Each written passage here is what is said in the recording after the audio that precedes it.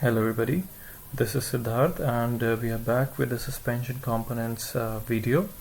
If you remember, we were talking about different kinds of suspension components that are used in the suspension systems of the vehicle, right?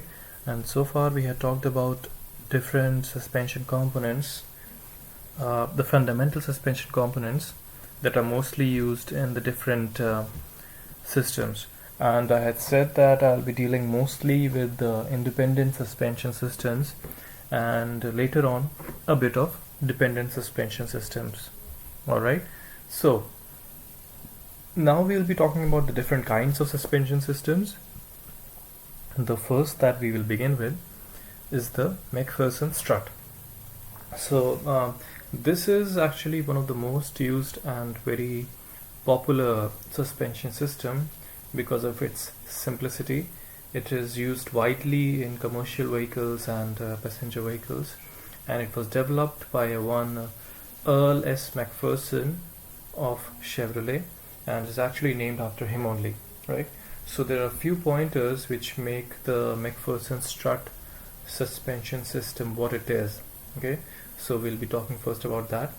So if you remember, I had talked about the suspension links which are used in a suspension system, right? And I had said that there can be one or more than one suspension links. In case of a MacPherson strut, we only have one single link. Okay, we only have one single link or a wishbone. A link is sometimes also called a wishbone. So if you can see in this image, we have one single link, right? This is the single link. Okay, and this connects to the chassis somewhere here, right? This chassis will be somewhere here. We are having hinge joints on these two positions, and we are having a ball joint at this position which also acts as a hinge joint to some extent, giving some degree of freedom in this motion, in this circular motion, right, at this point. So the second thing is that we have geometrical analysis. If we do a geometric analysis of this suspension system, we'll realize that if we provide a vertical movement, that if I provide a vertical movement in this direction or in this direction, there'll be some degree of camber angle change. Now I have not talked about camber angle change as yet, but in the third slide from now, I'll be dealing with all of these 3 points properly, so you'll have a good idea of what camber angle change is. However, I will also talk about camber angle in detail in the steering videos, so you don't have to worry. Okay, then the MacPherson strut is highly cost effective also, and it has a very simple assembly and a unitary construction, right? So there's single components. There are single components, very simple. There are no complications. It's not complex, and it's very cost effective also because there are very less components, right? So this is what the MacPherson strut comprises of. So now let's try and recognize the different fundamental components of the MacPherson strut. So first of all, we need to see where is the spring damper system. Okay, so in this image, if you can see, this is the MacPherson strut. It's not very clear, but you can see it in this also. Like, this is the upright. If I delete all the ink, I'll just, yeah. Now this is the upright in this image, and in this image, if you can see, we have an upright here, this black thing, we have the upright here, okay, and it extends up till here, something like this. Okay, so we have the upright here. The spring damper system attaches at the top of the upright. This is the spring damper system. Okay, it attaches to the top of the upright just like it is attaching to the top of the upright here. Okay, then we need to have the suspension links. Right, we need the suspension links. So this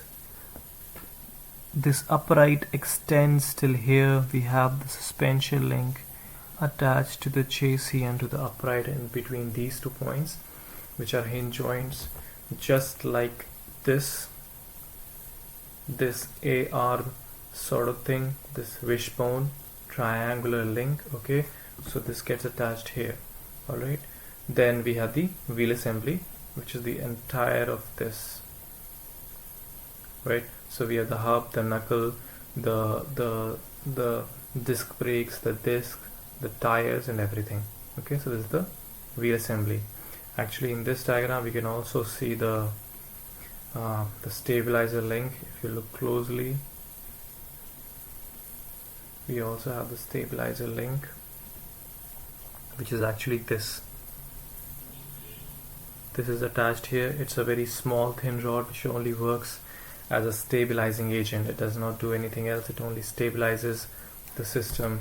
Suppose I attach an arm here and I attached a single link from here to here. So this will act as a stabilizer link. Okay, this will act as a stabilizer link. It is completely free to move in this rotation and in this rotation. So any movement of this axle about this, it will allow, and it will only help in stabilizing the vertical motion to some extent and the horizontal motion to some extent.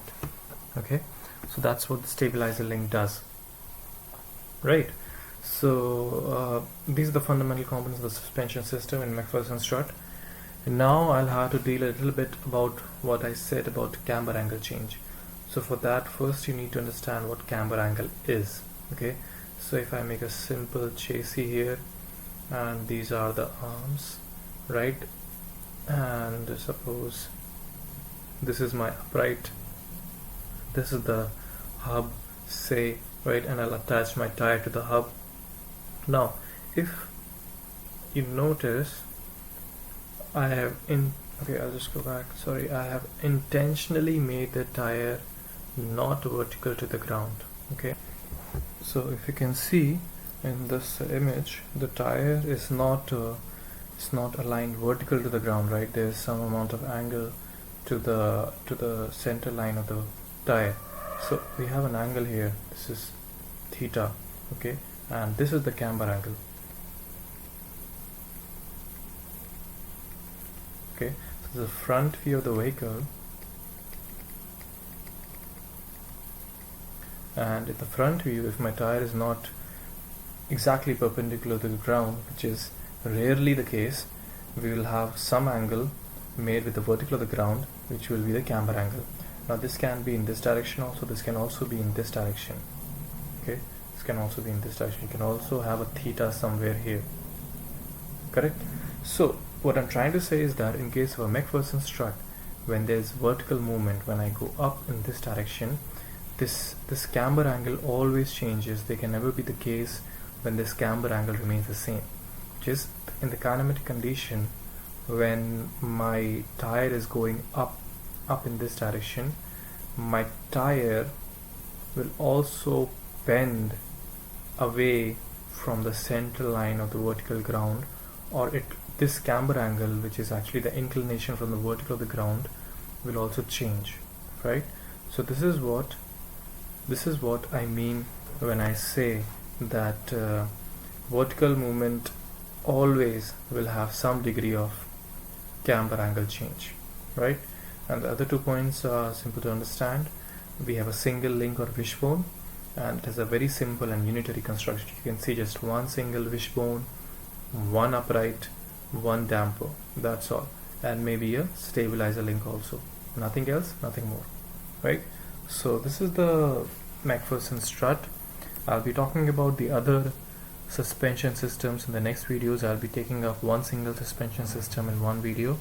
Alright, so we'll be dealing with the next one in the next one. Okay, thanks.